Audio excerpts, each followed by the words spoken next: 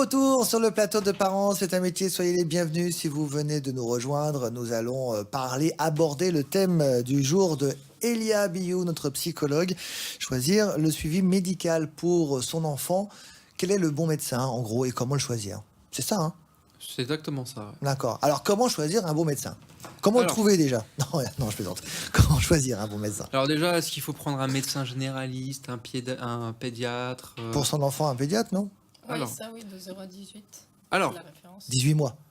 dans les premiers mois, la première année, avoir un pédiatre, c'est préférable qu'un médecin généraliste. Après, on peut très bien, pour des raisons de proximité, prendre un médecin généraliste, c'est pas un problème. Mais dans les premières années, il vaut mieux prendre un pédiatre.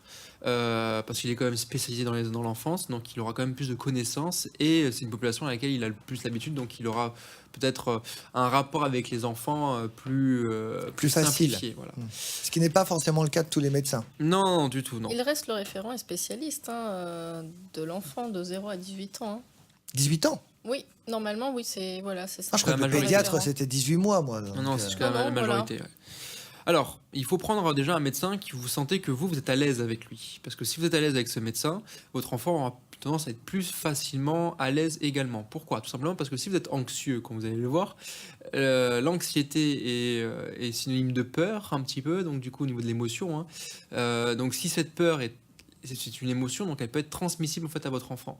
Donc il peut ressentir cette anxiété et vivre également l'anxiété, alors que ce n'est pas sa propre peur. Donc il vaut mieux déjà prendre un médecin dans lequel que vous vous sentez à l'aise. Après, c'est voir l'interaction qu'il a avec votre enfant. Si votre enfant il se sent ouvert, s'il est intéressé par l'autre, s'il a envie d'échanger. Très important aussi, parce que après c'est votre enfant qui va devoir aussi se livrer, qui va peut-être des fois aussi livrer son intimité, donc il n'a pas forcément envie. Quand je parle là souvent des enfants de 4 à 5 ans, quand la pudeur commence à vraiment s'installer. Donc il ne faut absolument pas laisser faire l'impasse sur ces aspects-là qui sont très très importants. Même si on recherche le meilleur dans le domaine médical, il faut avant tout trouver quelqu'un qui est capable sur le domaine communicatif, être dans l'empathie avec vous et dans la compréhension et dans la communication. Voilà. Donc vous y amenez une confiance, c'est très important. C'est à peu près tout en fait, les bons conseils pourraient se résumer là-dessus. On ne le sait pas forcément quand on arrive voir un médecin, c'est pas facile. Ensuite, alors là, je parlais du médecin généraliste, mais il y a de plus en plus de médecins. Alors, en France, depuis quelques années maintenant, on a un médecin référent. Donc on doit, si on veut être remboursé intégralement par la sécurité sociale, donc on doit avoir ce médecin référent. Et il y a de plus en plus de médecins qui ne veulent pas être le référent parce qu'ils ont déjà trop de monde.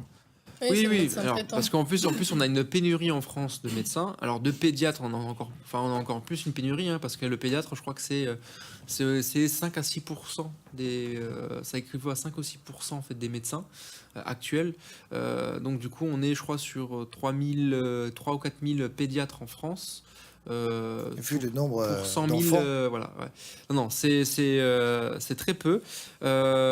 Donc c'est pour ça aussi qu'il est important de trouver quelqu'un qui en a confiance, parce que pour pas trop le surstimuler. Comment? C'est-à-dire qu'au début, avec son enfant, on va avoir tendance à avoir un peur pour tout. Donc il vaut mieux avoir quelqu'un qui est disponible par téléphone, par exemple, pour vous rassurer. 30 secondes au téléphone. Qui prend le temps pour vous, en fait, finalement, qu'une consultation qui peut durer beaucoup plus de temps.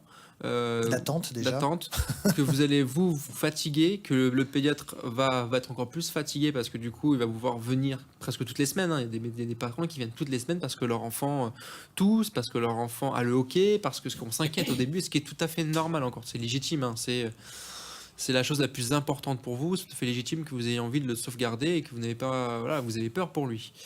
Donc il faut faire très très attention à ça. Il faut trouver quelqu'un avec qui vous vous entendez par rapport à la communication, ce qui est pas toujours facile.